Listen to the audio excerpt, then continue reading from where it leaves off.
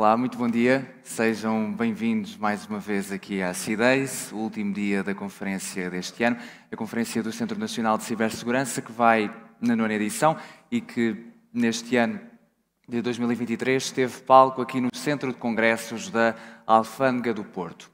Esta manhã, aqui concretamente na Sala do Infante, e à semelhança do que aconteceu no primeiro dia da conferência, na quarta-feira, vamos poder assistir à apresentação de alguns dos projetos que foram submetidos ao Call for Presentation.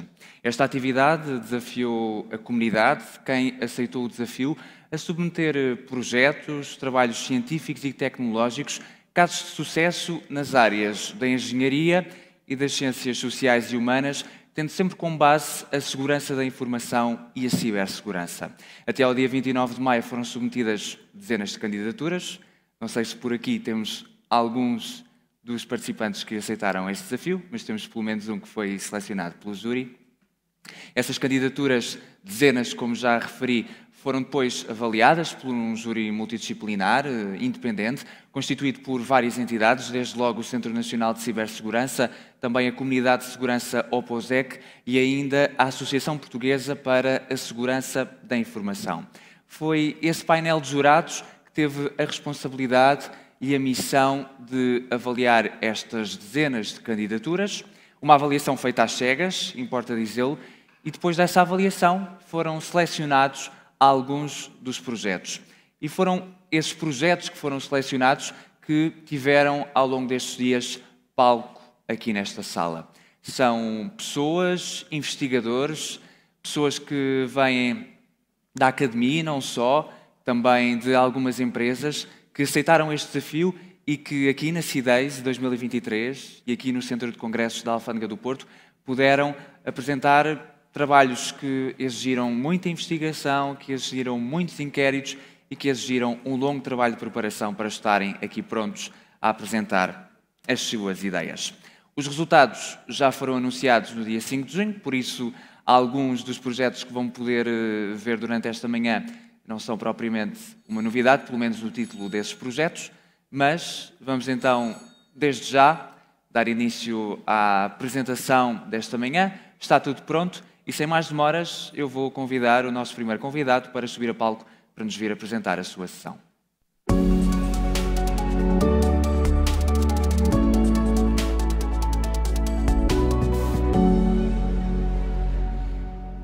E para nos falar sobre Discovering CNC in Malicious PDF with Obfuscation, Encoding and Other Techniques, temos connosco Filipe Pires. Muito bom dia, Filipe. Bom dia. Seja bem-vindo. Obrigado, bom dia, bom dia. Bom dia. Todo mundo tomou um pequeno almoço? Sim? Nem por isso? Oh, pelo menos um tomou aí já. Vamos lá, deixa eu nos acertar aqui. Lá. Um segundo.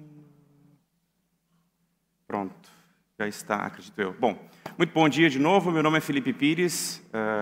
Dá para ver pelo sotaque que eu sou brasileiro, mas moro aqui, moro na cidade de Espinho, a Beirinha, que nem falam, né? É muito perto.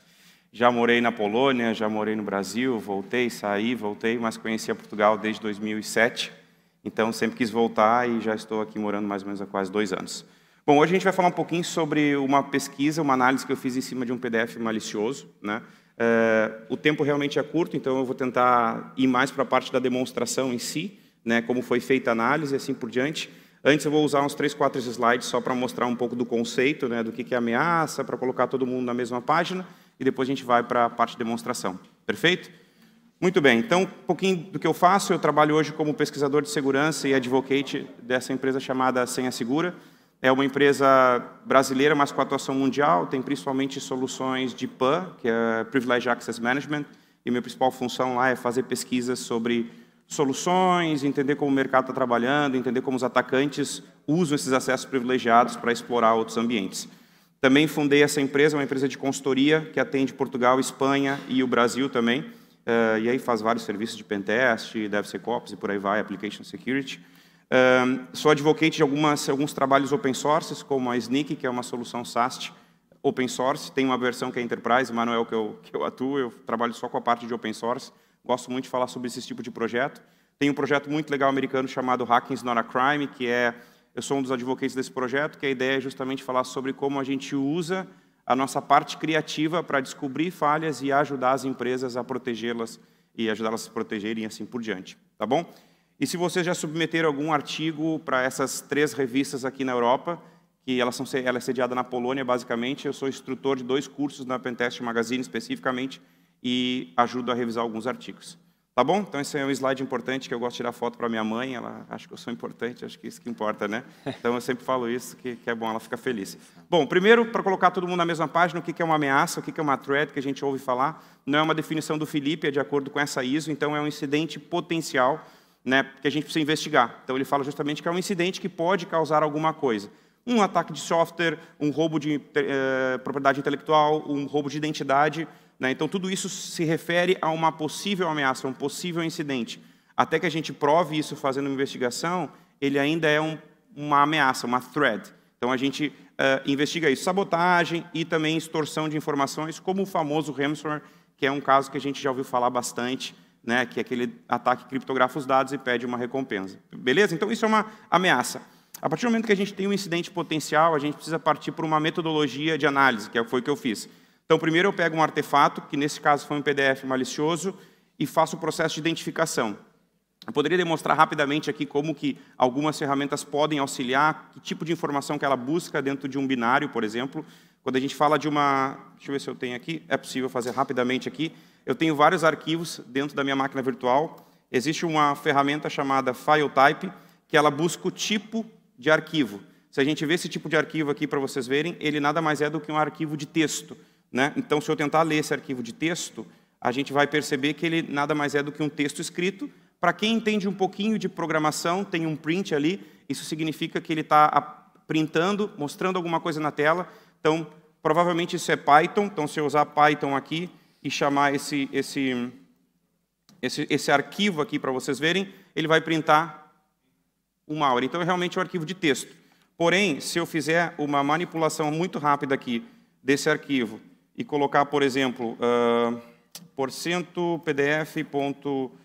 Traço ponto 1, ponto qualquer coisa aqui, eu vou salvar esse arquivo, como vocês podem ver. Se eu botar o file type dele agora, neste momento, com uma extensão .texto, ele é um arquivo de texto, certo? Que eu usei Python para rodar, e a gente vê que agora ele se tornou um arquivo em PDF. Por quê? Porque eu usei uma ferramenta que viu o tipo de arquivo que ele é, porém, essa ferramenta ela busca uma informação dentro deste binário. Que informação é essa, Felipe? É um magic number. Então, tecnicamente, é essa informação que a ferramenta busca dentro do arquivo. Eu manipulei, basicamente, o magic number desse texto para alterar isso. Então, por exemplo, se eu tentar rodar o Python agora novamente, a gente vai perceber que ele vai dar um erro de sintaxe. Por quê? Porque tem aquele %PDF, que é o magic number que ele está usando para ser identificado nesse arquivo. Então, eu fiz uma manipulação muito simples de arquivo para mostrar que qualquer atacante, né, pode fazer uma manipulação e ou colocar outras tantas técnicas. Beleza? Ótimo. Então, voltando aqui, depois que a gente faz essa primeira identificação, usando, por exemplo, o comando file ou outros tipos de identificadores, a gente vai escolher qual que é a melhor metodologia para análise. Uma análise estática ou dinâmica. Estática é quando a gente não executa em si o arquivo, e dinâmica é quando a gente executa ele. Depois eu vou explicar mais detalhadamente. Depois que a gente faz uma análise, é importante criar um report. Então, para quem é analista, por exemplo, quem trabalha com pesquisa, isso vai ser um bom insumo para levar para o coordenador, para o gerente, para o tech lead, ele vai ficar feliz e tu vai conseguir desenhar todo este passo a passo feito pelo atacante. Pode melhorar os mecanismos de defesa, porque tu vai justamente identificar qual que é o caminho dentro do ambiente que esse atacante fez.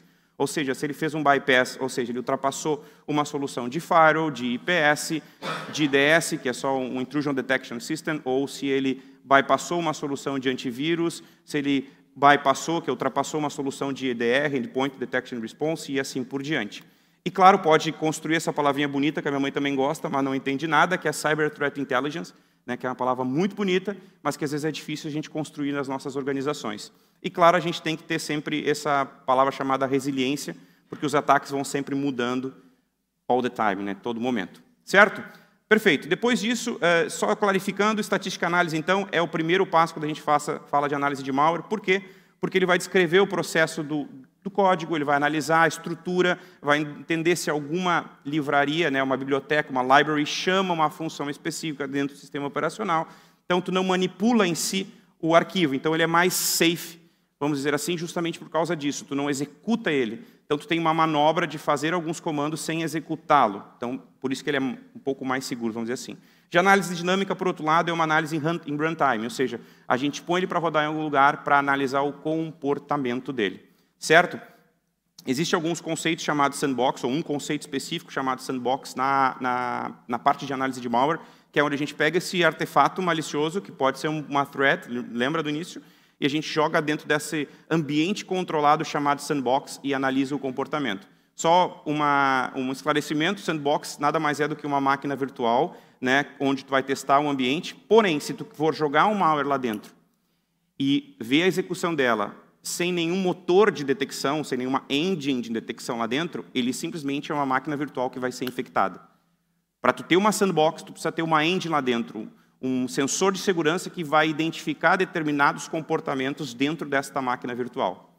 Perfeito? Legal. Então, para a gente falar já da demonstração e para eu mostrar para vocês, eu fui gravando passo a passo para ficar mais fácil.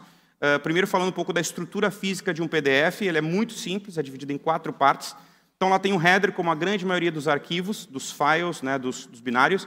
Tem um body, que é uma parte onde tem todo o contexto do corpo dela. Uma tabela de referência cruzada, onde tem essas referências de determinados itens dentro do PDF. E um trailer, que também são certos locais onde podem ter componentes maliciosos ou não. E aqui vamos um pouco dessa visão geral. Na estrutura de um PDF. Então, a gente tem o header, que é, basicamente, se eu usar, por exemplo, aqui o PDF ID, que é uma outra ferramenta para fazer análise de PDF, né? Se eu vim aqui naquele arquivo que eu acabei de manipular na frente de vocês, eu vou usar uma ferramenta que lê PDFs, né? E ele identifica justamente um header aqui, que é uma informação do cabeçalho desse PDF, que, na verdade, aqui está me dizendo só que ele é uma versão 1.6 e que pode ser aberta, né, por uma versão específica do Adobe e assim por diante. Certo? Então, a maioria dos arquivos tem esse header para ser analisado. Como se a gente falar, por exemplo, de um PE, um Portable Executable, para o Windows, por exemplo, aí tem um PE, tem o PE Header, e por aí vai, várias outras estruturas que é um pouco mais complexas. Certo?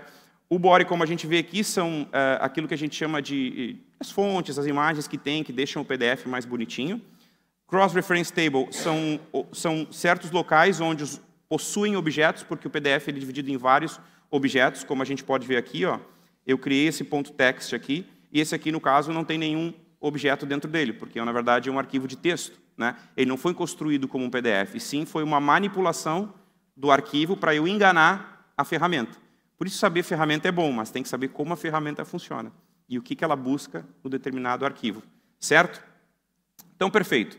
Voltando aqui, Cross-Reference Table nada mais é, eu já acabei de falar, e o trailer são esses locais onde os objetos são contidos dentro deste corpo do PDF, certo? Bom, parece um pouquinho complexo, mas a gente vai agora para a demonstração e eu vou, para a gente conseguir mostrar tudo aqui. Eu vou ir pausando o vídeo. Então, eu recebi um arquivo do tipo CV, muito conhecido para quem trabalha aí no time de RH, né, no HR, onde, naturalmente, o que o time vai fazer? Vai abrir esse arquivo, né, porque é o dia a dia deles. Ou ainda poderia ser uma invoice, né, que também é natural do time de finanças, de financial. Eles vão abrir, porque é o natural do dia deles, abrir invoice e para o time de talent acquisition, de HR, qualquer nome que vocês queiram usar, eles vão abrir o CV, porque é uma rotina diária deles abrir. Então, basicamente, eu peguei esse CV, parti para a primeira análise, entender se era um arquivo PDF, ok. Eu já sabia que era, porque eu já tinha lido toda a estrutura, né, mas é só para informar mostrar algumas ferramentas para vocês. Essa aqui é PDF ID, é uma outra ferramenta criada por um pesquisador aqui da Europa, DJ Stevens. E aqui a gente percebe que este arquivo ele tem 15 objetos. Conseguem ver ali? São 15 objetos dentro desse PDF. E, além disso, ele possui 2 streaming. Streaming é um ponto importante quando a gente faz análise de PDF, que geralmente é um local onde o atacante pode colocar uma espécie de conteúdo malicioso lá dentro. Ele pode usar alguma técnica para encodar coisas, colocar coisas, esconder coisas lá dentro, e assim ele ter um sucesso dentro do processo de ataque. Tá bom? Seguindo essa análise aqui, seguindo esses outros parâmetros, a gente vê que ele tem o trailer cross-reference table, e não somente isso, mas ele tem esse barra, né? Que são alguns aspectos, algumas strings, vamos dizer assim, que são características, ou características não, que são informações convertidas desse PDF, que o pesquisador, ao criar essa ferramenta, entendeu que quando ele encontrasse, por exemplo, JS ou JavaScript dentro de uma string de um PDF, aquilo poderia ser suspeito. E daí vem a pergunta, se vocês forem analisar um PDF e ele tem um JavaScript dentro, é no mínimo suspeito. Porque qual a necessidade de se colocar um JavaScript para rodar dentro de um arquivo PDF, certo? E ainda, além disso, ele tem uma outra informação importante, que nesse caso aqui tem 5 referências. E aqui, passei um pouquinho para trás, deixa eu voltar só aqui. Ele tem uma outra informação importante, que ele vai passar justamente agora, que é este Open Action, que para nós, na nossa análise, é extremamente interessante. Quando vocês fizerem uma análise de um PDF, sempre que tem esse Open Action, o que significa? Significa que a pessoa que abrir esse PDF, automaticamente ele vai rodar uma ação automática depois disso, no background. Ou seja, ao abrir o PDF, ou seja, quando a pessoa de HR for ler o PDF, automaticamente vai rodar alguma coisa atrás. Ele não precisa interagir pela segunda vez com o PDF. Então, esse é um ponto importante. Quando tem Open Action, baixou para a máquina, abriu para ver o currículo da pessoa, que é o que sempre vai fazer. O que vai acontecer? Às vezes, vai só abrir uma página de texto ou uma página em branco e ele não vai entender nada, vai fechar e vai abrir de novo. Quando ele abriu essa primeira vez, ele já rodou alguma coisa por trás. A gente só não sabe o que é. Então, a gente precisa descobrir o que está linkado com esse Open Action. Tem alguma coisa linkada com isso. Então, seguindo a linha aqui dos comandos, eu usei uma outra ferramenta chamada PDF Parser, que também é criada pelo DJ Stevens. Vou passar um pouco para frente aqui esses comandos, que eu fui só mostrando as referências que ele tinha do JavaScript, que não é importante, o mais importante é quando eu buscar o dado bruto dele aqui, que vai ser o PDF Parser Raw, que eles chamam, né? Que ele vai pegar o dado bruto em si do próprio PDF dentro dele, que é o que eu vou fazer agora. Então, é PDF Parser -W, se eu não me engano, onde a gente vai buscar o dado bruto de todo o PDF. E aí a gente pode explorar objeto por objeto, certo? Que é justamente o que que a ferramenta descreve aqui, tá? Ponto importante, Felipe, eu queria ter mais informações sobre toda essa apresentação. Essa apresentação eu já fiz ela em um workshop durante 1 hora, então tem a minha página pessoal, vocês podem assistir lá depois se quiserem com mais calma. Eu fiz algumas outras brincadeiras durante a apresentação, tá bem? Então, aqui, por exemplo, a gente vê que a gente está pegando o dado bruto desse objeto. Quando a gente pega o dado bruto, a gente começa a analisar o objeto 1, que a gente tem aqui embaixo outras referências. Objeto 1, que referencia, estão vendo o mouse aqui, ou o rato, né?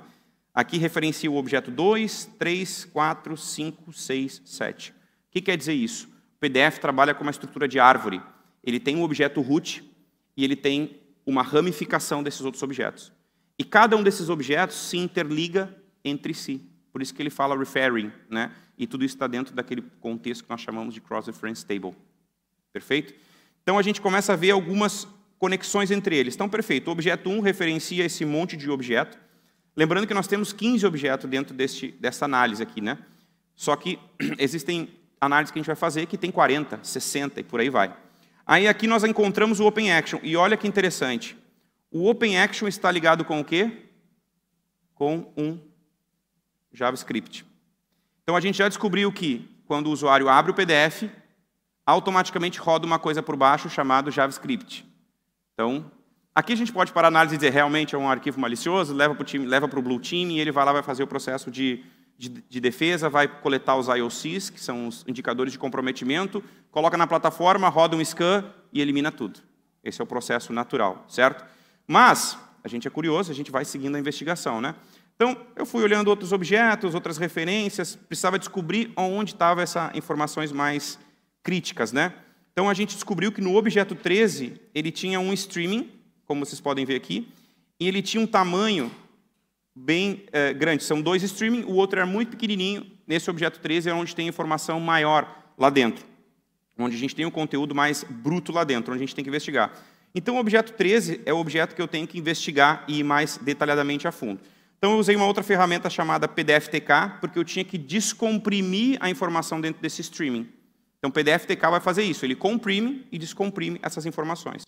Então, usando o PDFTK, a gente pode buscar o dado bruto dentro deste streaming. Foi exatamente o que eu fiz. Usei o PDFTK para tirar um output, tirar tudo que tem dentro desse streaming para a gente olhar mais detalhadamente o que é esse dado comprimido lá dentro deste PDF. Bom, legal. Depois de coletar esse dumping desse dado, a gente vai para as informações dentro deste streaming, que está no objeto 13. A gente não sabe ainda o que é. Na verdade, ele está linkado a um JavaScript. E aqui a gente vê a primeira técnica usada pelo atacante. É um JavaScript ofuscado. Ele escondeu um JavaScript dentro do objeto 13. Como vocês podem ver, ele é um pouco confuso, mas ele tem algumas características que a gente consegue ver, que a gente consegue perceber que tem letras, números em uma subsequência. O que eu fiz? Copiei esse conteúdo e gerei um arquivo do tipo HTML. Por quê? Se nós estamos falando de JavaScript, nós estamos falando de alguma coisa que é web, muitas vezes. Se é web, eu associei com internet. Internet, browser, Firefox, Chrome, por aí vai. Então, eu justamente, depois de várias tentativas e erro, eu encontrei o caminho, porque tinha um parâmetro eval aqui que eu podia alterar e reescrever a informação que tinha dentro desse JavaScript, que seria a técnica de desofuscação dela, certo? Então, aqui a gente vê a primeira técnica de ofuscação que o atacante fez para esconder esse streaming dentro do PDF. Eu estou desofuscando ele e usando essa tag aqui embaixo, chamado document_write, que eu vou escrever a informação desse HTML dentro do browser, no caso aqui, num browser do Firefox, que eu utilizei aqui para a gente printar essa informação, certo? E quando a gente dei o direito de permissão de acesso aqui, né, basicamente para poder executar ele, e logo depois eu chamei ele aqui diretamente no Firefox para a gente ver o que tem dentro desse JavaScript ofuscado. O que será que tem? Então, quando a gente printa essa informação, vamos ver o que acontece. Ele vai subir uma página web, né, do Mozilla, Firefox, e vejam só o que tem aqui. A gente encontra um payload. Para quem não sabe, payload é um pacote, é um código que a gente descarrega ou despeja na máquina da vítima, e este payload é responsável por fazer a comunicação com o que a gente chama de CIC, Command and Controller. Então, pense de novo, o usuário pegou o PDF, baixou o PDF, clicou. Automaticamente, o pessoal já está rindo, né? Roda um JavaScript automaticamente, sem o usuário saber, e quando roda isso, ele já baixa um payload lá dentro. Quando bate o payload lá, automaticamente já volta a comunicação para o atacante, e ele está com acesso à máquina. E aqui ele fecha um ciclo, simples como isso. Mas não satisfeito, a gente foi atrás, eu fui buscando outras, fui quebrando. Aqui o atacante está utilizando uma outra técnica chamada de Unicode, que é justamente, é basicamente o TF-16, só que o Unicode é um pouquinho mais antigo, eu considero 2 bytes. E aí eu fiz isso aqui tanto em plataforma Linux, como vocês podem ver, como fiz também em Windows, só para a gente dizer que dá para trabalhar nas duas plataformas. Então aqui, para a gente finalizar, eu copiei esse código, como vocês podem ver aqui, esse Unicode, que é a outra técnica que o atacante utilizou para esconder a comunicação do CIC, e o que eu fiz agora foi usar uma outra ferramenta chamada Mozilla, que vai fazer a conversão desse Unicode, né? Basicamente é o que eu vou demonstrar aqui. Ele vai fazer essa tradução de UCS2 aqui para hexadecimal. É muito técnico os nomes, né? Mas é basicamente isso que acontece, que os atacantes fazem para poder esconder uma informação. Gerou aqui o hexadecimal e depois é gerado um arquivo do .bin, né? Binário. Por quê? Porque esse ataque era para a plataforma Windows. Por isso tem que ter o .bin, que ele depende de algumas livrarias, bibliotecas para rodar dentro da máquina. Perfeito. Gerei o arquivo .bin, fiz o processo reverso de análise aqui, né? Não engenharia reversa, fiz o processo reverso, porque engenharia reversa é outra coisa, é uma técnica que é utilizada dentro de ambas as metodologias. E aí usei um chore aqui só para buscar justamente o Command and Controller ou o CIC do atacante, que era da onde veio a origem do ataque. Então a gente tem aqui basicamente o desenho todo pronto. O usuário recebeu o PDF, abriu. Depois que ele abre, roda um JavaScript em background. Rodou o JavaScript em background, o que acontece? Ele descarrega o payload. Dentro desse payload tem uma técnica de Unicode, onde ele esconde a informação do CIC, do Command and Controller, que basicamente estava na Estônia, como vocês podem ver. certo? E pronto, e assim eu termino a apresentação, acho que está perfeitamente dentro do tempo, deu dentro do tempo. No segundo certo. Se vocês tiverem dúvidas, pronto, tá os meus contatos. Eu gosto de compartilhar muita ferramenta open source, para o pessoal usar bastante, brincar, testar. Se tiverem dúvidas, estou 100% à disposição. Obrigado e é um prazer de novo. Filipe, muito obrigado. Uma salva de palmas para o Filipe, o nosso primeiro convidado desta manhã. Muito obrigado. Antes de passarmos à próxima apresentação, já agora deixem-me fazer este reparo. Eu estou a ver algumas pessoas ali ao fundo em pé. Se quiserem vir sentar-se aqui à frente, têm aqui lugares disponíveis para vocês, portanto, sempre estão mais confortáveis e de ouvidos mais abertos para conseguirem ouvir as apresentações que ainda temos esta manhã.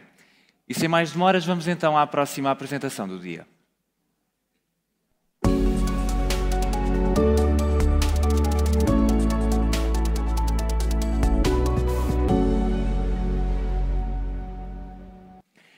Eu já lá vou fazer a apresentação do próximo candidato e do próximo convidado que temos esta manhã aqui no palco da Sala do Infante, mas vou pedir desde já ao nosso próximo convidado que, enquanto eu faço a apresentação, possa ir ali ao fundo micar-se, pode ser, colocar o microfone, que é para ter mais alguma mobilidade no palco e para estar mais à vontade. E, portanto, enquanto o nosso convidado coloca e não coloca o microfone, eu vou desde já fazer a apresentação. Vamos ter agora, durante os próximos 20 minutos, vamos ter connosco o Rui Fernandes.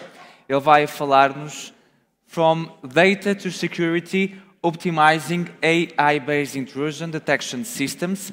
É este o tema da sessão do Rui Fernandes, que está ali a acabar de colocar o microfone, e enquanto ele coloca e não coloca o microfone, eu vou fazer uma coisa que já queria fazer há muito tempo, mas ainda não tive a oportunidade de fazer. Por curiosidade, quem é do Porto e quem é que vem de outros pontos do país? É tudo do Porto? Não? Lisboa? Sim? Sintra, portanto, região de Lisboa. Aveiro, ok, portanto está mais perto de quem vem de Lisboa. E lá mais para o norte, temos aqui alguém mesmo lá de cima? Esposende, não é muito longe aqui do Porto, ok. E não temos malta, por exemplo, de Viana do Castelo? Não? Universidade do Minho? Sim? Ok, muito bem.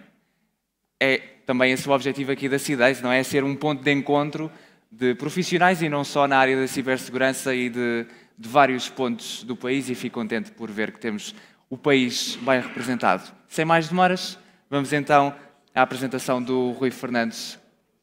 Seja bem-vindo, Rui.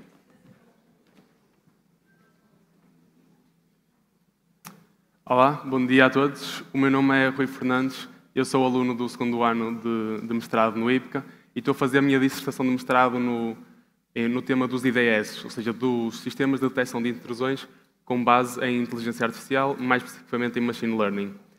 Ontem assistimos aqui a uma sessão sobre AI e vimos que é importante desconfiarmos destes sistemas, não negá-los, não negar a sua existência, mas sim confiar neles, e é isto que eu venho aqui mostrar-vos. Ou seja, criarmos um sistema em que sejamos capazes de confiar neles, consigamos explicá-los aos verdadeiros especialistas de cibersegurança, para conseguirmos implementá-los, usar a AI para nos ajudar a nós. Aqui, o título que eu escolhi para esta sessão, em português, é de começar em informação e acabar em segurança, ou seja, usamos a informação que nós já temos, os logs dos sistemas, tráfego de internet, isso tudo, e criar um sistema capaz de aprender com essa mesma informação e nos consiga dar informação mais útil, ou seja, classificar o tráfego com base em ameaças ou não. Falando um bocadinho sobre mim muito rápido, eu estou aluno no segundo ano de mestrado em Inteligência Artificial no IPCA, sou também aluno numa pós-graduação em Cibersegurança no ISEP e trabalho como programador na Deloitte. Eu escolhi este tema, já vos expliquei, dos IDS, baseado em AI. Em termos de agenda, o que eu vos vou mostrar aqui hoje é uma breve apresentação dos IDS, como é que eles estão a ser descritos e classificados na literatura que está disponível pela investigação que tem-se vindo a fazer, como é que é o workflow, como é que podemos construir verdadeiramente um modelo destes usando inteligência artificial, quais são os datasets existentes, como é que eles estão a ser criados, qual é que é a sua evolução ao longo do tempo, depois que tipo de análise de features, as colunas, a informação que temos sobre os dados é que podemos extrair, como é que podemos trabalhar esses dados e assim criarmos um bom IDS e depois algumas conclusões. Relativamente à classificação dos sistemas de detecção de intrusões, distinguimos aqui na revisão de literatura em 3 grupos, sendo um deles o tipo de informação que temos. Estes podem ser baseados em hosts, ou seja, na própria máquina, sistemas de logs de algum software, logs de base de dados, entre outros, ou então em rede, sendo que temos aqui o tráfego de rede, análise de pacotes, entre outros. Relativamente à detecção de intrusões, temos diferentes técnicas, podem ser baseados em assinaturas do tráfego, baseados em anomalia, em que temos um dataset de tráfego normal e aí procuramos por alguma anomalia. Podem ser baseados em especificações, regras, muito similar aqui a uma firewall, ou então híbrido, que é juntar estes 3 e construirmos um sistema mais seguro. Relativamente às estratégias de posicionamento, estes IDS podem ser centralizados, podemos ter um único IDS em que todo o tráfego de rede da nossa organização passa por lá e é feita assim a detecção, ou podem ser também distribuídos. Podemos ter salas mais críticas, um data center específico, em que temos lá um IDS distribuído e depois um mais principal, ou então depois a terceira opção, e se calhar mais recomendada e mais implementada, um sistema híbrido. Podemos construir um sistema de detecção mais potente ou melhor classificador, mais central e depois distribuídos. Isto aqui pode ser importante porque, por vezes, uma das limitações dos modelos da AI que nós temos é que eles podem ter um tempo de predict, de classificação, muito grande. Isso pode não ser útil para a nossa empresa saber que fomos atacados há uma semana atrás.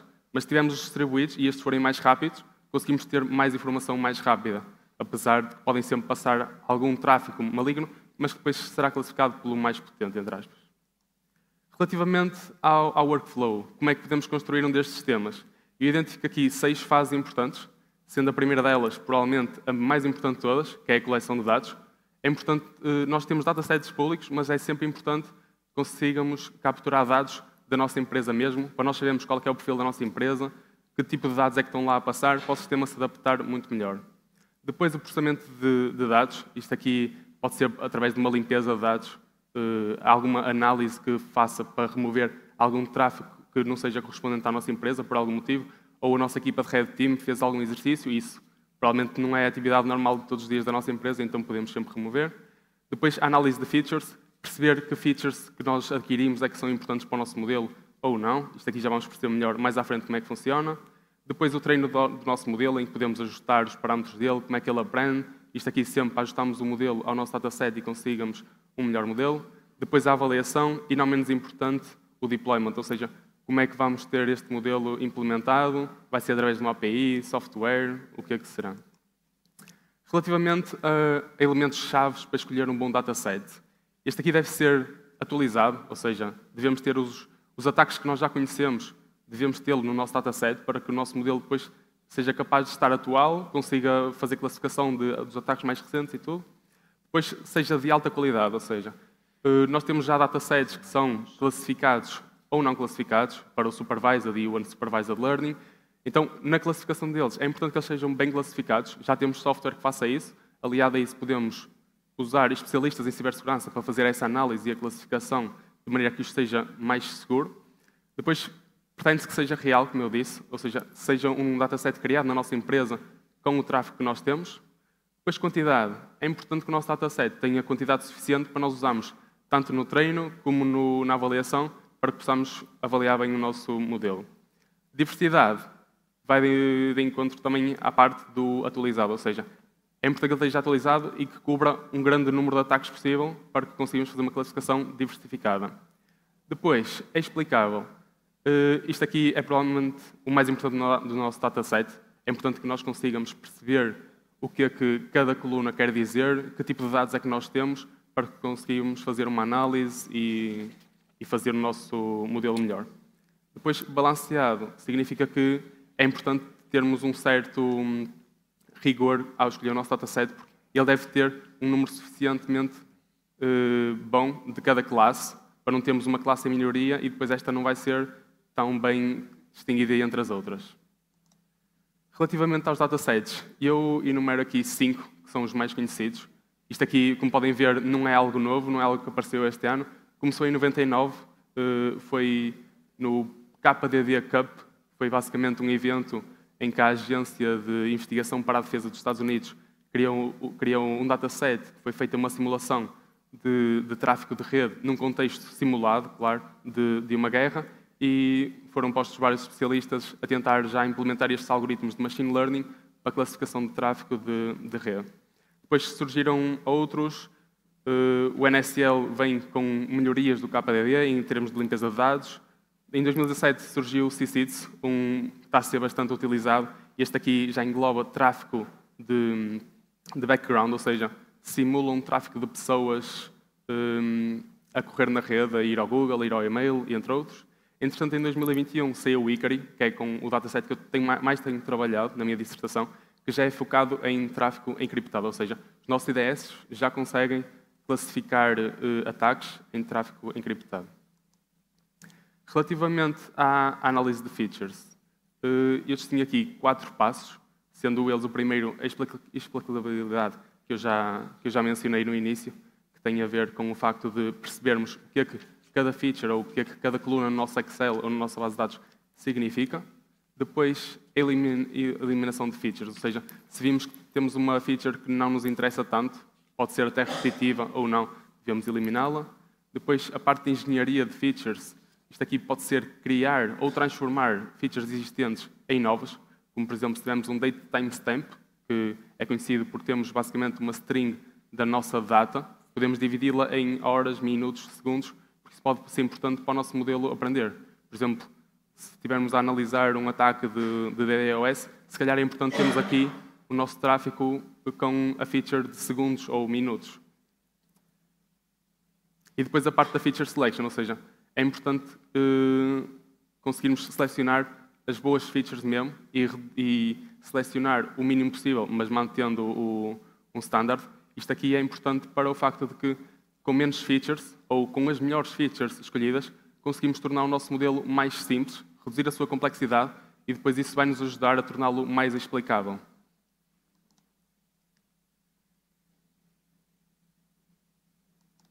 E agora eu acho que vou precisar de ajuda aqui no computador, que apareceu aqui uma mensagem. Okay. Não sei se... Não, já está bom. Já está? Já. Ok, perfeito. Pronto. Aqui eu mostro um exemplo de um resultado publicado de um artigo meu, em que é um exemplo em que eu eliminei features. Ou seja, vocês podem ver do vosso lado esquerdo são as métricas que eu usei, depois tenho diferentes algoritmos que eu testei. E eu basicamente o que fiz foi, no primeiro retângulo vermelho, vocês podem ver as métricas para um algoritmo, o KNN, por exemplo, em que temos 98% de accuracy. E depois eu identifiquei naquele dataset, tínhamos 2 colunas que serviam de indexes no Excel. E que no artigo inicial da criação deste dataset não tinha sido discutido essas 2 colunas. Então eu experimentei removê-las e vemos aqui que houve uma descida para 71% de accuracy. E podem ver que aqui, ou seja, retirar estas features não foi bom em nível de accuracy. Por outro lado, essas features eram apenas indexes, ou seja, não fazia sentido usá-las. E desta maneira conseguimos que o nosso modelo não tenha tanta accuracy, mas pelo menos está mais correto na classificação. Depois, outro estudo que fiz também, baseado em revisão de literatura que fiz, foi remover os IPs. Ou seja, o nosso sistema de detecção de intrusões deve sim detectar com base nas informações do tráfego que passou e não dos IPs da máquina. Porque hoje podemos ter um IP e amanhã ou a seguir ligamos a uma VPN e temos outro IP. Portanto, daí não fazer sentido usar isso. Relativamente a técnicas de seleção de features, eu identifico aqui 5 técnicas e não querendo ir muito ao detalhe, muito técnico, vou explicar sucintamente cada uma delas. A primeira delas é através de métodos de filtro, através de um threshold. Ou seja, isto aqui é baseado sempre em análise estatística. Podemos, por exemplo, fazer um teste de correlação entre features e selecionar, ok, features com uma correlação acima de 90%, vamos fazer um drop delas, porque quer dizer que são muito semelhantes, então não faz sentido, se calhar, termos essas mesmas 2 features e removemos uma delas. Depois temos a redução de dimensão. Isto aqui é algo estatístico, que é basicamente pegarmos num número elevado de features, por exemplo 80, e reduzi-las para 10, mas esta técnica não é muito recomendada, porque com isto, através de vetorização para criar essas novas features, estamos a perder aqui a parte do explicável. Ou seja, não vai ser tão bom para depois explicarmos isto a especialistas que vão usar isto. Depois temos outros métodos, como por exemplo a eliminação recursiva de features ou os algoritmos genéticos, que são ambos muito parecidos, que é basicamente os testes sucessivos de testar diferentes combinações de features para o nosso modelo, até encontrar a melhor. E depois também temos já, alguns modelos já fazem esta seleção automática também. Relativamente, indo mesmo ao detalhe, e não querendo entrar aqui muito técnico, temos aqui um pequeno exemplo de código em Python. Para quem conhece, consegue ver que isto é mesmo muito simples, a parte de seleção de features. Eu aqui estou a usar um algoritmo da biblioteca scikit-learn, para quem conhecer, mas é só 2 linhas de código que permitem-nos escolher o algoritmo que queremos usar. Escolhemos o parâmetro K define o número de features que nós queremos selecionar e através da parte estatística, aqui neste caso foi o teste Keysquare Test, ele faz a seleção das K melhores features, em que aqui podemos reduzir bastante o número de features que usamos.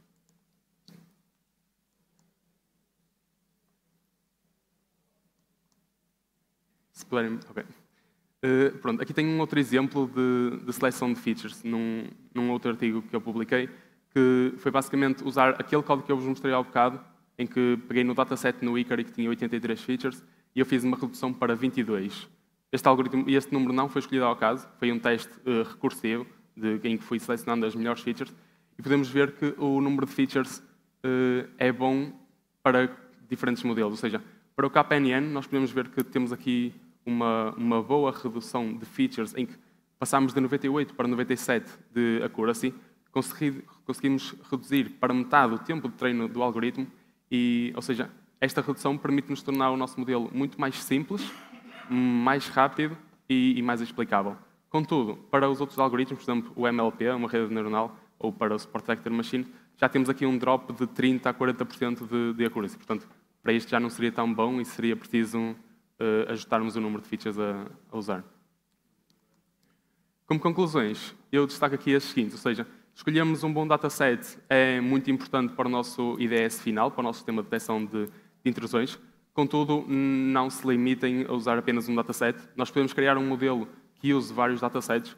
Podemos até conjugar com datasets já estudados e consolidados, que estão públicos, com o nosso dataset feito na nossa empresa. Depois, a parte de seleção de features é muito importante, porque isto, como vimos no slide anterior, permite-nos reduzir muito mesmo a complexidade dos modelos e torná-los mais explicáveis e assim consigamos perceber melhor o seu comportamento, as suas limitações, vulnerabilidades e explicá-los aos especialistas que os vão implementar e com isso conseguirmos mais confiança, que é o tema que estamos aqui a discutir nestes 3 dias. Obrigado por assistirem a esta sessão. Tenho aqui os meus contactos e as minhas redes, caso queiram seguir o meu trabalho. E obrigado. Muito obrigado. Obrigado, Rui Fernandes. Depois você pode voltar para a plateia se quiser continuar também a assistir às apresentações que temos. Eu ouvi aqui alguém do público a dizer muito bem, portanto é sinal que gostou da sua apresentação e que ficou, se calhar, com algumas ideias que podem ser pertinentes para o futuro. Vamos então avançar para a terceira e última sessão desta manhã.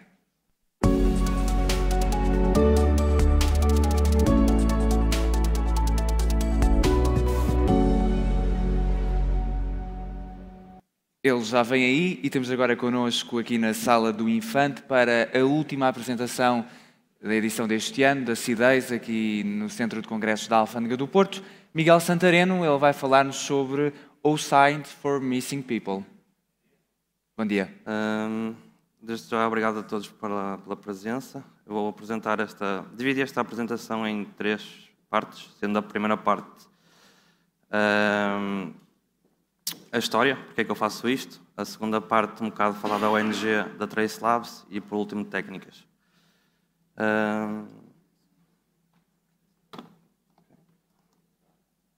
Pronto, sobre mim, tenho aqui as minhas redes sociais. Se tiverem alguma dúvida, questão, se quiserem perguntar alguma coisa, sempre disponível para falar sobre vários temas.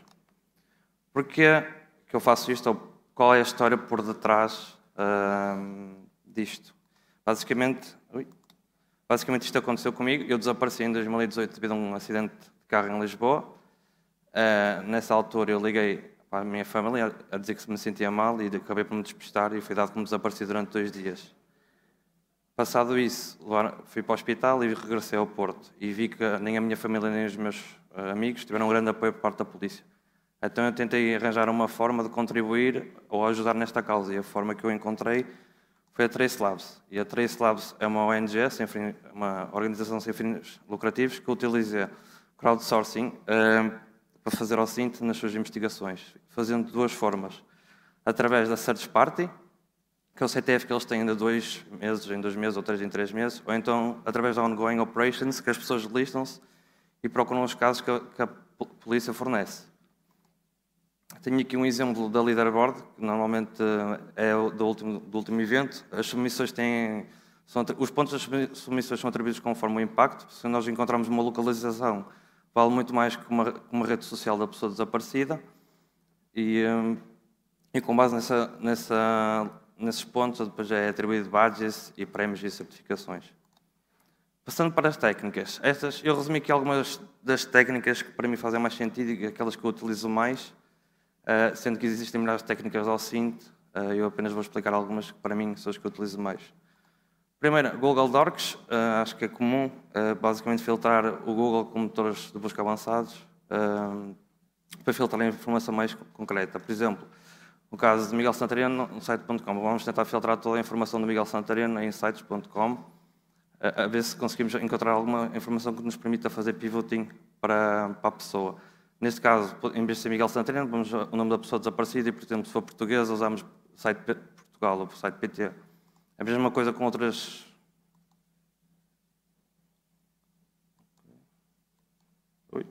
A mesma coisa, por exemplo, podemos usar o nome da pessoa desaparecida como missing, assim temos alguns relatos de notícias e mesmo a polícia a postar, a data da pessoa desaparecida. Podemos ir brincar um bocadinho com estes indicadores. Uma coisa que temos de ter ciente é que quanto mais como o nome da pessoa for, mais difícil é de se encontrar, porque vai haver muitas pessoas. Temos de tentar filtrar isto o máximo possível. A seguir, outra técnica que eu costumo utilizar é a correlação de utilizadores, ou neste caso, username correlation, basicamente pegar num handler ou no utilizador e correlacioná-lo por vários websites a fim de encontrarmos uma rede social para conseguirmos exfiltrar a informação. Outra técnica, Reverse Image Search, basicamente eu utilizo esta técnica, se eu conseguir encontrar a fotografia de uma pessoa desaparecida, que eu por acaso publico no Facebook há 2 semanas, e ela está em frente à Câmara do Porto, então eu vou fazer um upload de um padrão específico da foto e correlacioná-la, por exemplo, aqui no Yandex, para perceberem qual é a localização. E com isso eu sei que naquelas últimas 2 semanas a probabilidade ou a pessoa esteve naquele sítio, então se calhar ela pode estar por lá. Outra técnica que eu uso é o Facebook OCR Search. É bastante útil esta técnica. Basicamente, nós pegamos, por exemplo, dei o exemplo de uma matrícula, mas a polícia fornece a matrícula.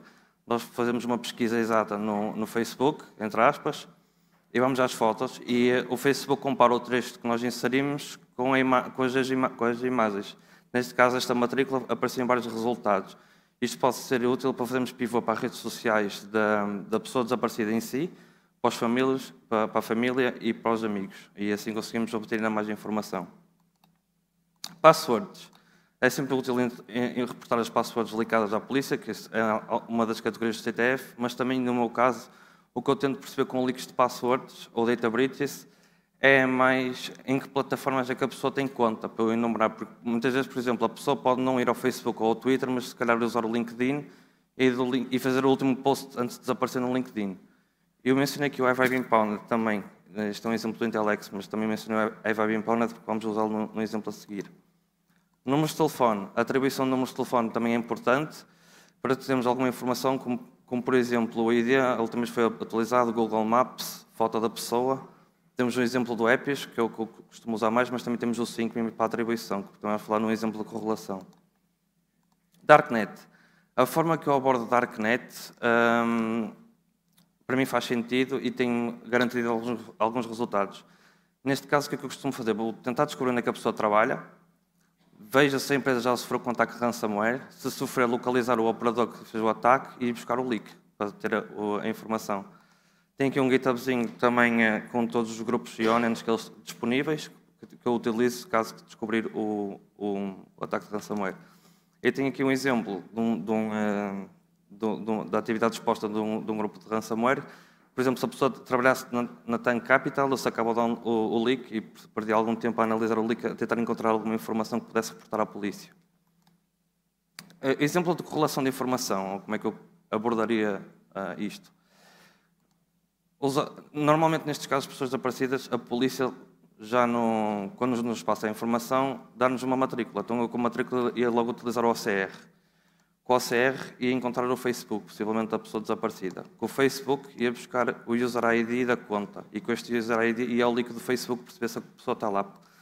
E com isso ia buscar o telefone e às vezes conseguimos o e-mail. Tenho sempre o nome, o telefone e o e-mail.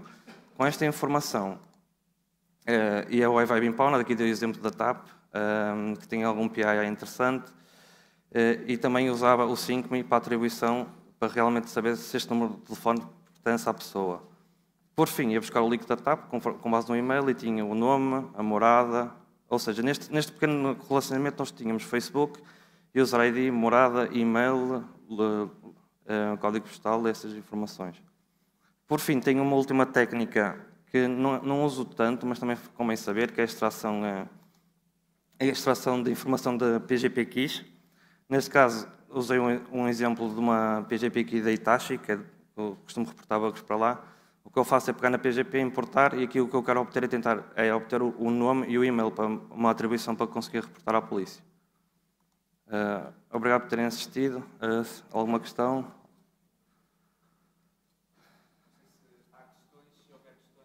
Temos uns minutos, portanto, é aproveitar que, felizmente, estamos dentro do tempo e aproveitar aqui o noso convidado. E, portanto, se tiverem alguma questão, sintam-se à vontade para fazer.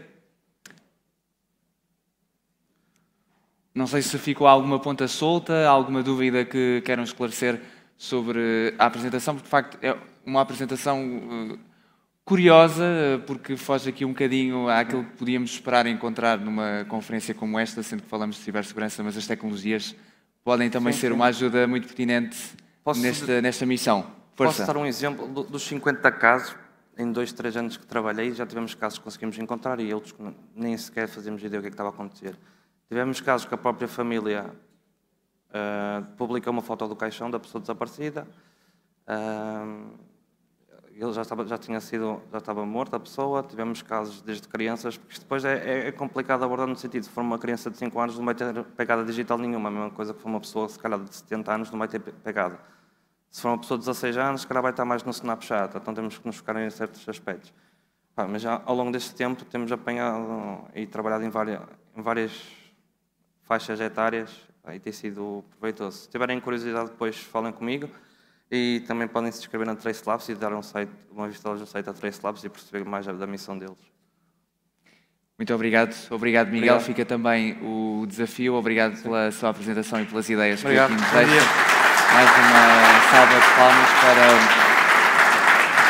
para o nosso último convidado desta 9ª edição da CIDEIS, aqui na Sala do Infante, no Centro de Congressos da Alfândega do Porto. Damos assim por terminados os trabalhos, pelo menos no que às apresentações dos projetos do Call for Presentation diz respeito, e deixem-me lançar-vos este desafio.